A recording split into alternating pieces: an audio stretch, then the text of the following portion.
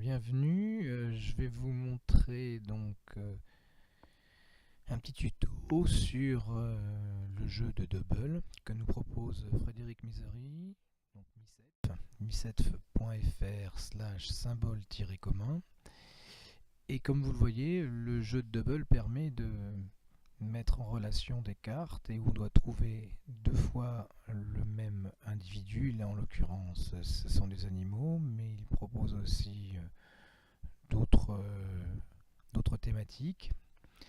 Pour nous, on doit travailler le vocabulaire soit d'un thème, soit d'un album particulier. Donc on va avoir les images que l'on souhaite injecter dans le logiciel, dans la page web pour être très précis.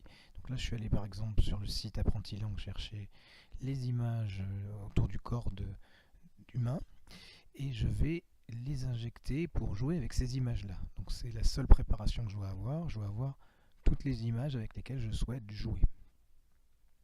Donc pour injecter mes images, j'appuie sur l'image et je peux ici sur le côté gauche me balader dans mon disque dur pour aller rechercher des images. Comme je l'ai déjà fait, ça apparaît préalablement, mais vous devez vous balader dans votre disque dur afin de trouver l'endroit où vous avez enregistré vos images. Alors je vais sélectionner toutes mes images, je clique sur la première, je clique sur la dernière en appuyant sur majuscule, et là on voit que toutes les images sont sélectionnées. Ensuite je fais ouvrir, et donc ce sont les images de mon thème qui apparaissent. Par exemple frisé, je peux augmenter le nombre d'images par carte, ça peut être intéressant quand même d'avoir un peu de choix.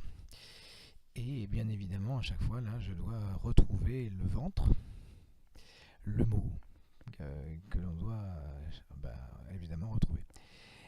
L'élève est censé aussi se dire soit le mot dans la tête, soit le chuchoter lorsqu'il joue tout seul. Mais l'avantage, c'est qu'on peut aussi jouer à plusieurs, tout simplement en cliquant sur la petite imprimante. Alors, après une dizaine de secondes, on va avoir un fichier .commun.pdf qui est généré.